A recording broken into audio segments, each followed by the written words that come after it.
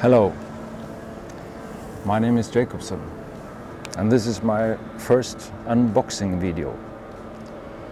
I never thought that I would film myself opening a box, but lately I've seen some unboxing videos and I find them quite fascinating. And I know exactly what you need. You need a box. I have the box here. You need a... I already opened it, I must admit that. You know why I opened it? Because I suspected there was something wrong inside. I suspected there was some mistake because it was so light.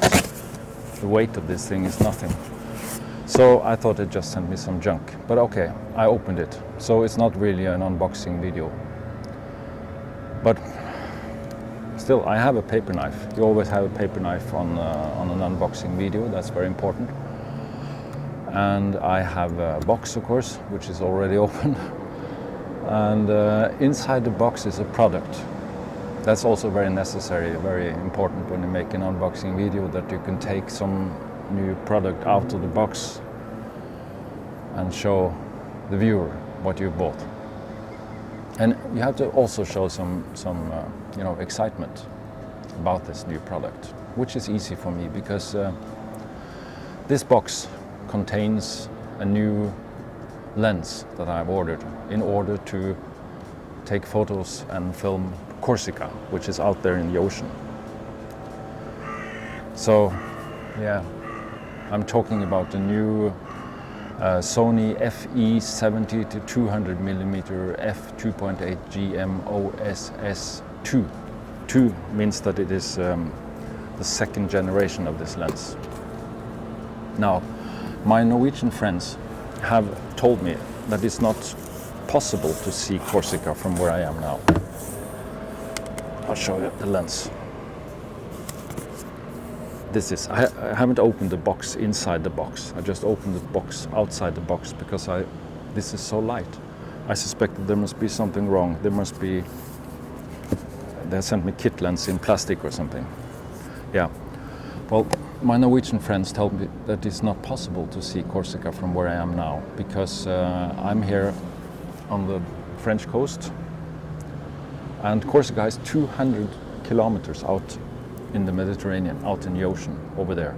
And because of the curvature of the earth, you cannot possibly see it, they tell me. Because curvature, that means, you probably know already, but the earth is not flat.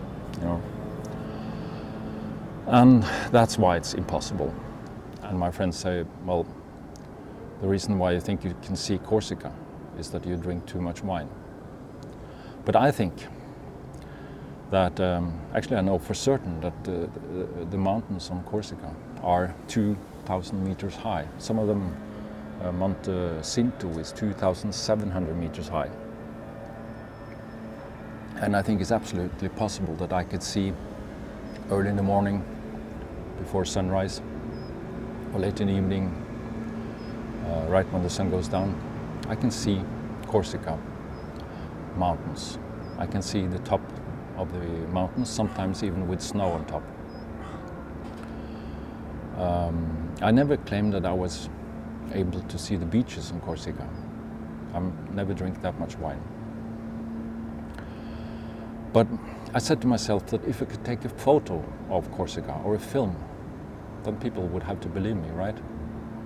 And then I need a lens. And as I told you, it's very light. Suspiciously light.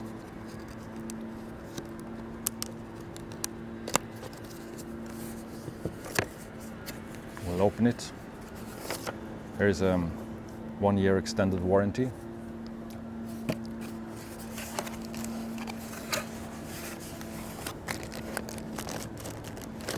Here's a strap. Here's some paperwork, which I should read, but I probably never will. And then there's a bag in here. A bag.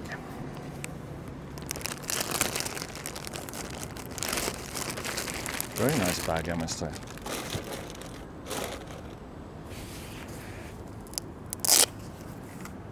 And there's a zipper on this bag. See that? You zip it down in 2 zippers like that. And then inside here, in some bubble plast, you find the lens itself. It looks like this, and it's so light. It's like just plastic, you know. And there's a lens hood in here. This is important.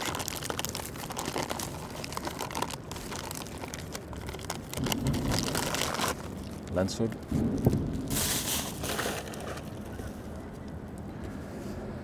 Okay, we put the lens hood on the lens, and you see here there are so many buttons on this lens. See that? That's why you have to read all these instructions, because you have all these buttons, different buttons. AF, MF, full-time DMF, focus limiter to 3 meter, OSS, that means optical steady shot. Mode 1, 2, 3, iris lock, click on off. You know, if you make a video where you don't want to have the clicking sound, so you can click off. So this is the lens. My old Tamron, I can show you, I have it here. This is my old lens. This one does, yeah, it has 1 button. See that? Lock, it says. And that's because when I zoom like that, the lens goes out. But if I click lock, it's locked. This lens does have a lot of buttons, but it does not have a button for lock. And why not? Because the zoom is internal. Now I'm zooming. See? It doesn't go out, in and out, like the other one. This Tamron has an aperture of 2.8 to 5.6. This Sony has an aperture of a fixed aperture of 2.8. Both lenses should be weather sealed, and both reaches to 200 millimeters. So you may ask me, why did I buy this new lens? Why do you need another 200 millimeter? But the reply to that is here. Voila, I bought this one. This, you see, this is a teleconverter, also from Sony, which I can put on this big lens, and it doubles the reach. So it turns 200 millimeter into 400 millimeter. And then I'm getting a little bit closer to Corsica. I cannot see it now, but I can only see a helicopter out there. I should perhaps add that I'm not in any way sponsored by Sony for making this this video. I'm not sponsored by anybody else either. I haven't received a discount when I bought this lens and this teleconverter. As a matter of fact, I paid more. I paid extra. Only after I ordered this lens, I went into some price comparison page on the internet. It's called the www.idealo.fr, and there you can see where it's the prices are lowest when you buy something in France. Here's the teleconverter, but I didn't do that before afterwards. Here's also some paperwork which I have to read in the box, but I didn't do that before afterwards, and then I noticed that I paid extra for this lens. Because I'm stupid. This is nothing new. I often pay extra. Recently I was going to get my walls painted, and somebody recommended a Polish painter who came to me and he asked me if do you want the job done black? I said no, I don't want that. I want these walls painted, and he painted white, and he painted them for me. And when he was finished, he came with a handwritten paper with a price, and I said I want an invoice. I want an invoice with a VAT on the bottom. Okay, he said, and the next day he came back with this invoice with a VAT on it, and it was twice the price. Suddenly the price of the work had doubled, like the VAT was 100%, which is not, well, it's not like that much. And I said, this is very expensive, this is a lot of money for this work. And he said, yes, it is, but that is not a problem, he said. So why is that not a problem, I said. Well, for many people it would be a problem, but not for you, Mr. Jacobson, because you're rich. So you see, I'm not only stupid, I'm also rich, or people think I'm rich. I'm not really rich, but that is my problem. And the effect is the same. I have to pay extra. Rich and stupid. This painter was not stupid, by the way. I found out later that he was educated in astrophysics at some university in Poland. But now I'm digressing. What I would like to do now is to show you what the lens looked like on my camera. But unfortunately I only have one camera here. That is my little Sony A7C, which is filming me right now. So how can I film this lens on the camera when the camera is over there?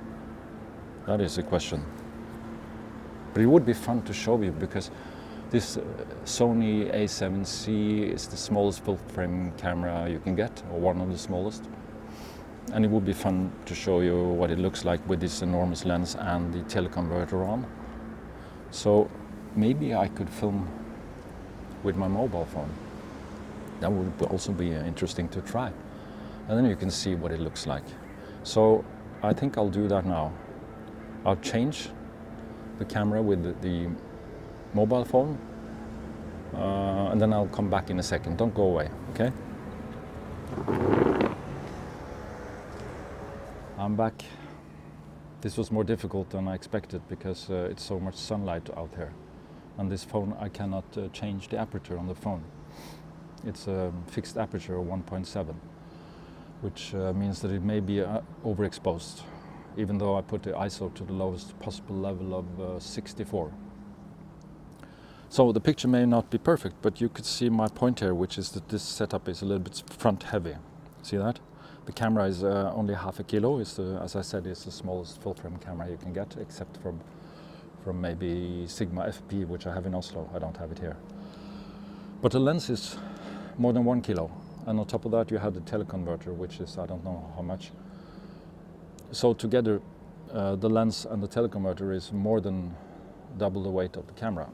So it's heavy in the front a little bit. You have to hold under here, which I do now. I should have had a tripod. That's why I put a dual plate on the lens, so I could mount the lens on the tripod. But the tripod is in the floor below, so I cannot show you here and now, and that's a pity, because there's a fishing boat out there. And this fishing boat, I want to film this fishing boat and test the lens, okay? We try that.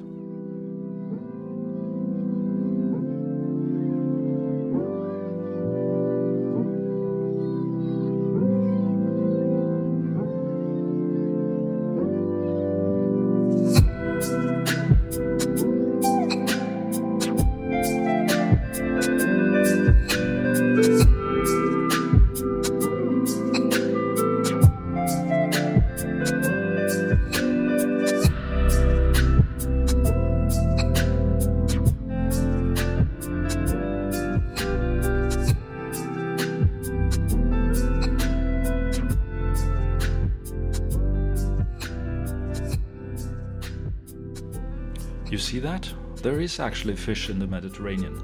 Not like in Norway, of course, but there is enough fish to sell in the harbor. So when I finish this video, I'll go over to the docks at Sablet on the east side of town, and I'll buy a fish or two from this fisherman. What kind do you think it is? Could it be a Durad? I didn't have a tripod here, so now I'm resting the lens against the railing on the terrace. It was very difficult to zoom into 400mm. When I did that, and especially when I tried panning to locate the fishing boat in the viewfinder, I felt seasick. So I don't want to show you that footage because I don't want you to feel seasick. I will leave the camera on top of this railing. And it's a good thing, I don't have to focus on the focusing, I don't have to pan, I don't have to do anything except keeping the camera going. And I have advice for you. If you want to buy a lens like this, buy a tripod also. Even though the lens has so-called optical steady shot or OSS, this is what other camera manufacturers call OES, which means that there is an optical image stabilization inside the lens. Even though it has that on top of what is in the camera, you have to have a tripod. So now it's almost finished, but you see that there is a big one. See that fish? That's today's catch. That's the fish I want to buy for dinner today. I'm back again, once more filming on my phone. And the phone, by the way, is a Sony Xperia 1 Mark III. So I have not only a Sony lens and a Sony camera, I also have a Sony phone. So Sony, if you watch this, please consider sponsoring me. You don't have to pay me, you don't have to give me a discount. You just send me new products before you launch them, before everybody else. 1 year, 2 years before everybody else, I get your new products, your new cameras, your new lenses, and I will test them for you. I will tell you what I think. For instance, this new lens you're developing now, I heard about, it's a 20 to 600mm f 1.2. That lens is going to be awesome. Please send that to me. This lens is allegedly made of some carbonized titanium, which is waterproof. And this lens, you know, is weather sealed, but this new lens, this 20 to 600mm f 1.2 macro, this lens will be waterproof, so I can go swimming. Because it's a macro, I can take close-up of lobsters. I can, with a 600mm, I can film shipwrecks on the bottom of the ocean. I can film gold coins with the macro. I can film sharks, close-up of sharks, of their teeth while they're munching on the swimmers on the beach. And I'll be the new David Attenborough. So please, Sony, send me this lens. You may say that it's difficult to swim with this camera because it's not waterproof. You could send me, Sony, you could send me a waterproof camera. Or in the boxes with every Sony product, there are a lot of plastic bags, you know, and rubber bands. So I just put the plastic bag around the camera like this, like so, and I put the rubber band around the mount of the lens, like this. This lens is not waterproof, but the new lens that you're going to send me, Sony, that is waterproof, and my camera is not, but I put the plastic bag around like this and the rubber band around the mount, and then voila, it's a setup to go swimming, especially when the lens is half the weight. It will be a perfect balance, this new lens, because it's half a kilo on the lens, and then I can swim and hold the camera in one hand and take photos. This I'm really looking forward to, so please Sony, send me that. And in the meantime, I'll take some photos of Corsica with this lens. I'll do that tomorrow morning, and I'll get up early before sunrise, and hopefully I'll see Corsica, and I'll make some footage which I'll put here. So see you tomorrow. Please stick with me. Cheers.